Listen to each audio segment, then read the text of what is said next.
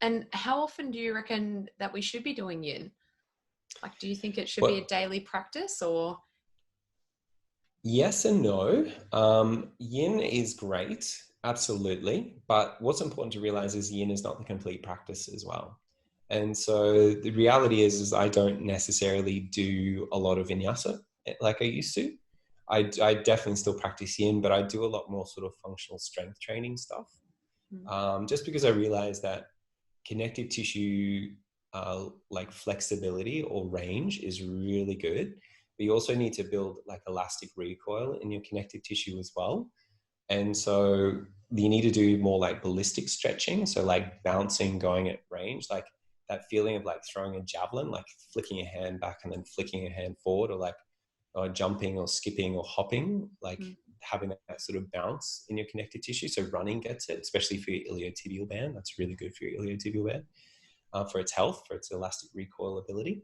Okay. And so there needs to be other parts to your yin practice. It can't just be just yin all the day, all day, every day, because you need to also train other parts of your connective tissue as well.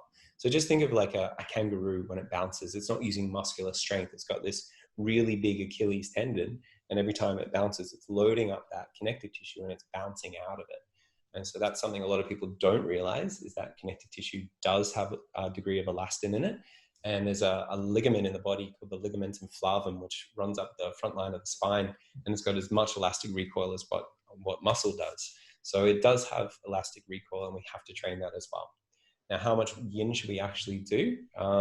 The reality is like on trainings, like when I have people come along that are doing yin sometimes twice a day for like 3-5 days at a time, or even 7 days at a time, then what is happening then is eventually they're going to get really achy in their body, like really, really achy. And the reason why is because there's other therapeutic benefits to yin as well. And that is all amongst the connective tissue, there's a lot of waste products that build up. So connective tissue goes everywhere in the body, literally everywhere in the body. Where there's a piece of body, there's some connective tissue going through it. And so there's waste products that build up inside that area as well. And then when we're doing yin, we're creating space in that connective tissue, and then all the immune cells can get into that area and clear it up. So it reduces ultimately inflammation, but initially you have what we call a healing crisis. So you initially feel a little bit of swelling, and your body feels achy and sore, and then that clears up as well. So you don't want to go to a point where you're just feeling constantly achy and sore all the time. So there needs to be a bit of personal regulation. I would say 4 times a week is probably pretty good, but then every day for some people might be fine. And it also depends on what you're doing as well. So like yin is great because it increases range and flexibility, but it also creates something called creep in the connective tissue. And so what creep is, all tissues creep. And just think of like if you have like a little lolly snake and you pull it out and then you release it, it's going to bounce back to a certain point. But then if you pull it out and then you hold it for a little while, like yin, and then you release it, it bounces back less, but then it starts to creep its way back to that same point as the other one.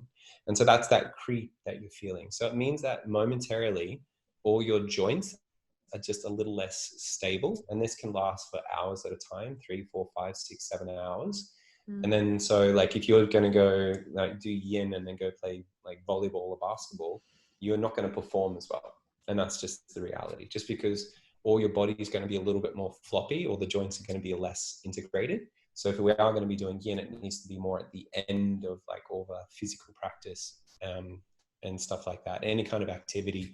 And it's also just safer as well, because your muscles have to work harder to stabilize that same joint because it's more floppy, because the connective tissue, which is what the muscles join onto the bone onto, and then what stabilizes the joints goes around them, that's all going to be a little bit looser just for a little while.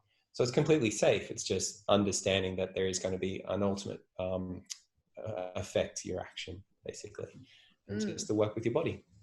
And that would explain why there's that where they say stretching at the end of an exercise is more beneficial than at the start, because a lot of people are like, oh, I've got to stretch before, and you're like, no, dynamic. But that would Yeah, be where it comes into play, the more technical side of it.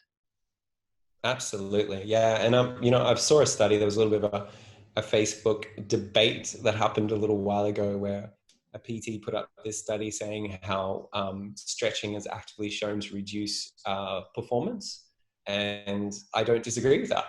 But then it's like, well, what's your ultimate goal?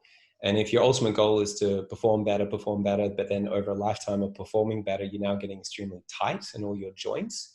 And then tightness creates compression. Compression creates swelling. Swelling causes pain. So ultimately, you're going to move more towards compression, tightness, and swelling. We call it hydrostatic pressure.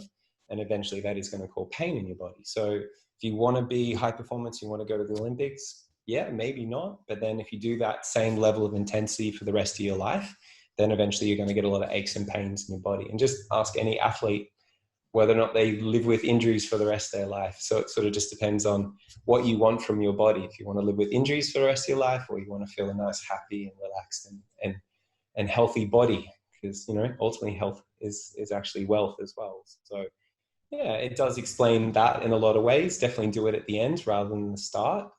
Short little stretches I don't think is a bad thing, just to get a little bit of mobility. I definitely would advocate more like light ballistic stretching.